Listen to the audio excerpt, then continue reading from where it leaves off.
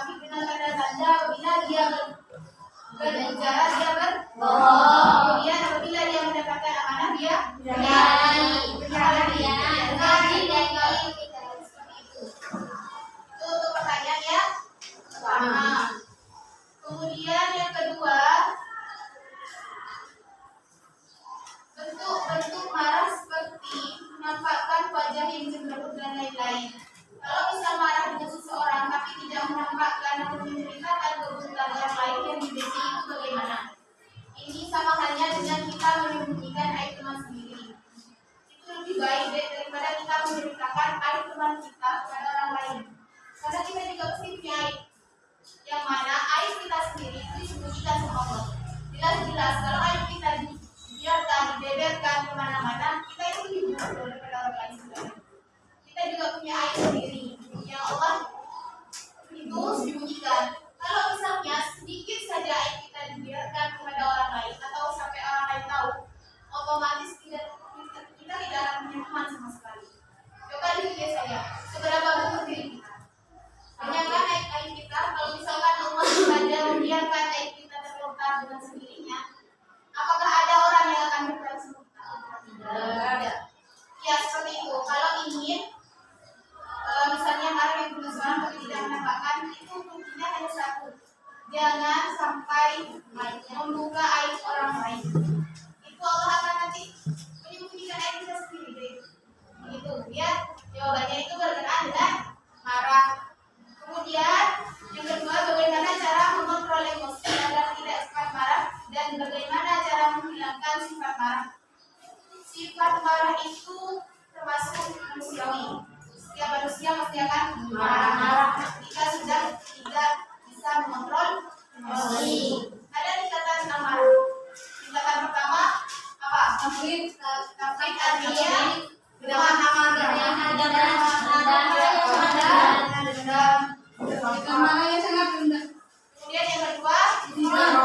kedua itu sudah sangat memuncak amarahnya. Ya. Yang ketiga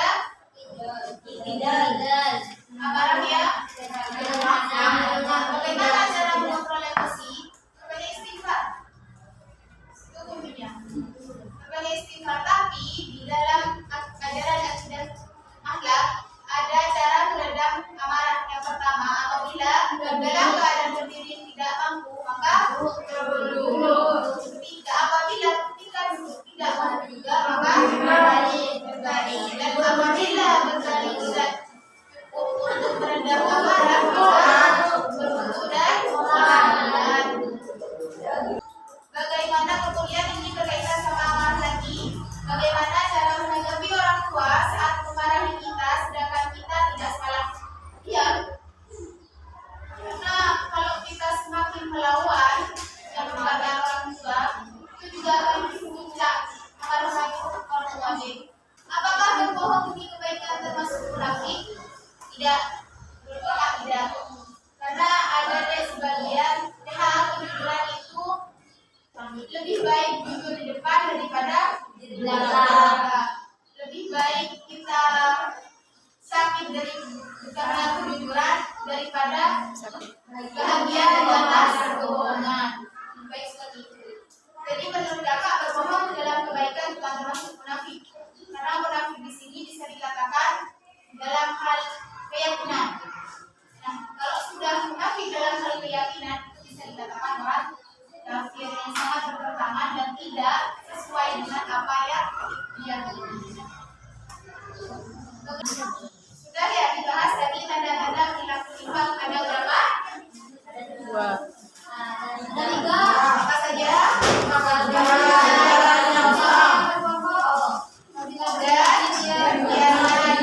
Akibat dari nifaq apa yang pertama?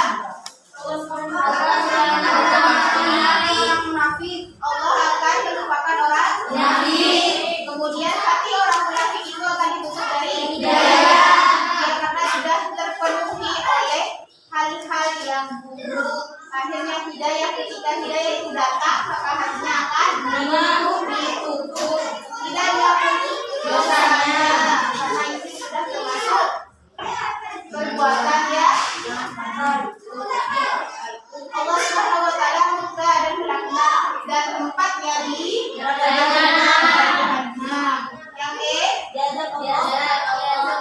nah, tanda-tanda perilaku munafik itu ada akibat buruknya bagi diri sendiri. Yang pertama, pasti jelas-jelas sudah dilebih keberadaan Allah. Kemudian yang kedua, ketika sudah ada di kehidupan atau masyarakat suami istri dan yang kalau sudah pernah berkata bohong, ikat janji, berkhianat, apakah kepercayaan itu akan mendapatkan kembali tidak sepenuhnya kan? Pasti akan dijelaskan. Ya, itu adalah akibat apabila kita berlaku munafik. bagi diri. Kemudian selain kepercayaan hilang, maka tidak akan terjadi dalam keluarga. Kemudian yang keempat, kalau sudah tidak dipercaya oleh masyarakat atau teman-teman kita, apabila kita ingin melakukan mencari pekerjaan, apa kita akan mendapatkan kepercayaan kembali? Tidak. Sangat sulit dan itu membutuhkan usaha yang besar untuk memperoleh kepercayaan dari orang lain. Kelima, mendapatkan siksaan dan sangat pedih yang berat-belah. 6. Ketujuh, diberkahi oleh Allah. Dan 8, amal yang diterima. Bagi orang lain, Menunjukkan kekecewaan hati. misalnya ada ini tiba-tiba mengecewain temannya mbaknya. Apakah mbaknya akan kecewa? Kecewa. Karena sering membohongi kita dan janji. Kemudian yang kedua, membuka peluang berbuat yang benar karena ucapan dan perbuatannya tidak Tentu. bukan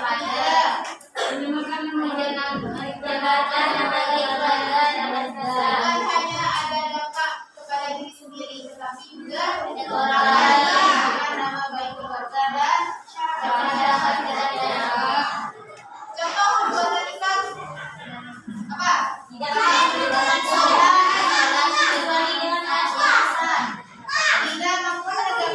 kecuali dengan bermalas. Dia merasa ragu terhadap wawasan. Kedua, memikirkan kehidupan akhirat, tidak memikirkan bekal akhirat, hanya kekayaan duniawi saja. Terbiasa dengan kebohongan, ingkar janji dan bagi orang-orang yang sudah pernah melakukan kebohongan, ia akan menikmati kebohongannya, tapi tidak pernah berpikir panjang apa dampak dan akibat perbuatannya. Kemudian D, tidak mampu beramar ma'ruf nahi munkar. Tidak mampu beramar ma'ruf munkar. Amar ma'ruf nahi munkar adalah berbuat kebaikan dan orang yang sudah munafik atau orang yang munafik ini sudah tidak mampu melakukan kebaikan dan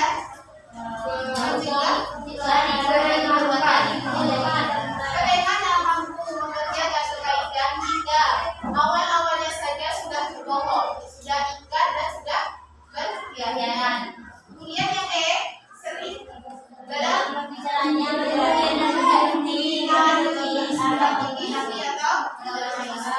ini hati yang munafik, Kak. Menyakitin hati atau Islam. Karena orang munafik kalau sudah dalam kehidupan berpolitik, biasanya dia protes apa aja yang berbuat dalam mulutnya, meskipun menurut dia itu sudah benar, dia nggak berpikir apakah apa yang diucapkan itu akan berdampak atau tidak, dan itu kita kepada siapa itu kita tahu. Seperti itu. Bagaimana cara menghindari diri dari perilaku nifaq? Yang pertama, Berusaha menjalankan iman kepada Allah. itu caranya pertama, yang paling manjur, mendekatkan diri kepada Allah. Kemudian di dalam keadaan apapun, selesai mati, selesai apapun, biasakan kita berwudu. Karena wudu itu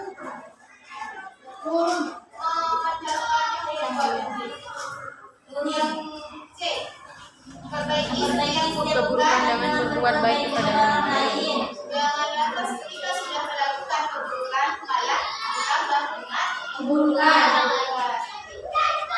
menjauhkan diri dari perbuatan dosa, mulai dari yang kecil sampai yang besar. Senantiasa takut kepada Allah Subhanahu wa Ta'ala dan menjalin silaturahmi antara Sama. kemudian ingat senantiasa menjaga Lisan. ini yang sulit dilakukan. Menjaga lisan, ini sangat sulit sekali. Karena terkadang kalau orang sudah mengatakan sesuatu kepada orang lain, itu tanpa berpikir panjang, tanpa tahu dampaknya apa yang dikatakan, dia satu proses. Dia tidak apa yang diucapkan menyakiti hati orang lain, meskipun menurut dia biasa.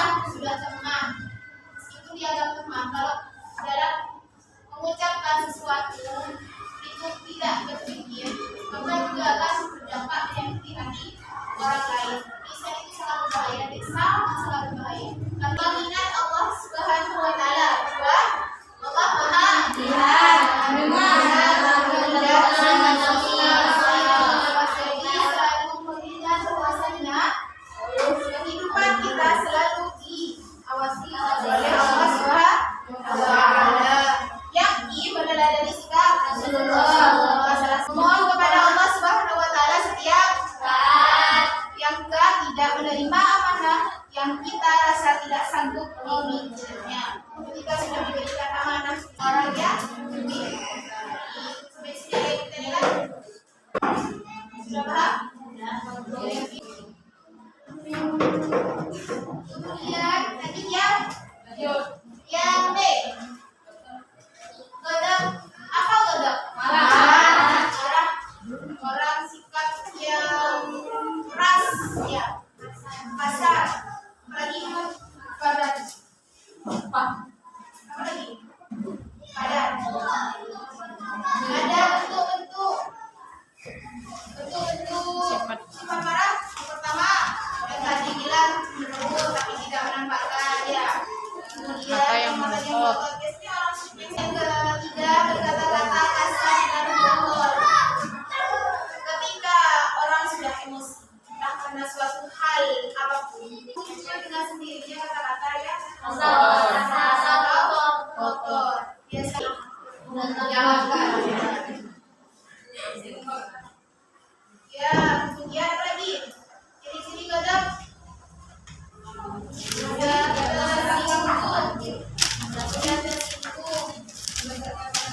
Merasa orangnya merasa karena hal tersebut tidak mengindir dirinya. Dia merasa dan mengira bahwasanya perkataannya itu untuk dirinya. Ya, dan akhirnya marah. Disitulah setan menguasai dia, Tuhan sudah. Ya, kemudian yang ketiga, misalkan masalah yang awalnya ada jalan keluar, tiba-tiba karena emosi yang tidak bisa dikontrol, yang menjadi masalah. Kemudian tingkatan sudah dibahas tadi ya. Tingkatan sifat marah ada 3. Yang pertama,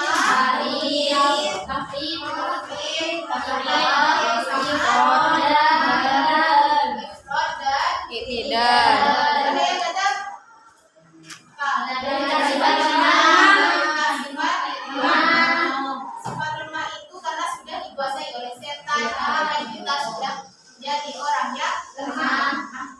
Kemudian yang kedua, akan dimulai oleh Allah Subhanahu wa taala sirkel sama setan. Apa sirkel? Sudah dikuasai, bukan kita yang menjadi setan, tapi karena kita tidak bisa mengontrol diri, akhirnya menjadi dikuasai setan. Oke, yang C. Jauh dari yang guna dan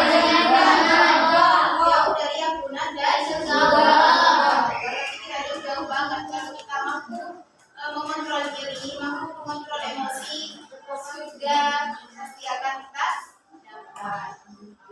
Amin. Amin deh, akan mudah dimasuki oleh setan menjadi circle. Kemudian yang E. Yang C. Datang E yang F.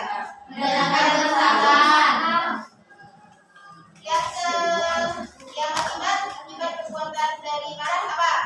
Marah diri sendiri. Jangan dibaca semua, itu ada poin-poinnya apa? Yang pertama,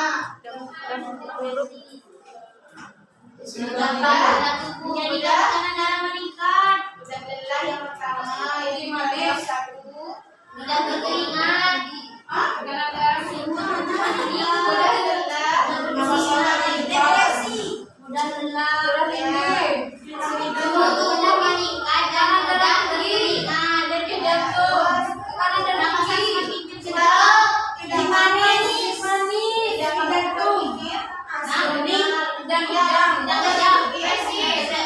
Tidak mampu berpikir rasional.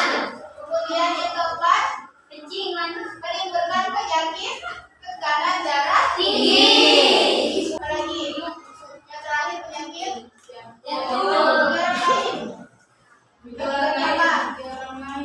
tidak disukai, merugikan orang lain. Menghindari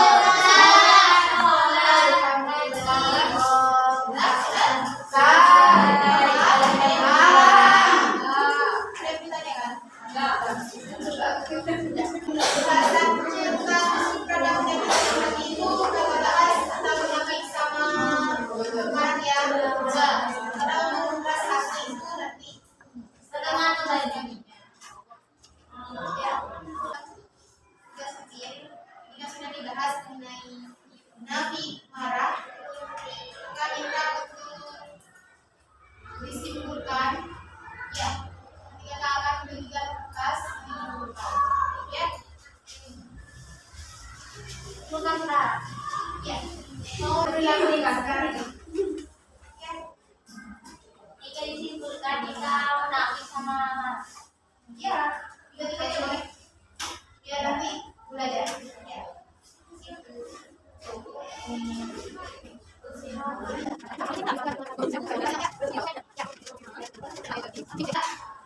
Baik, untuk mengakhiri pertemuan ini kita belajar bahasa terlebih dahulu. Akuratul majlis.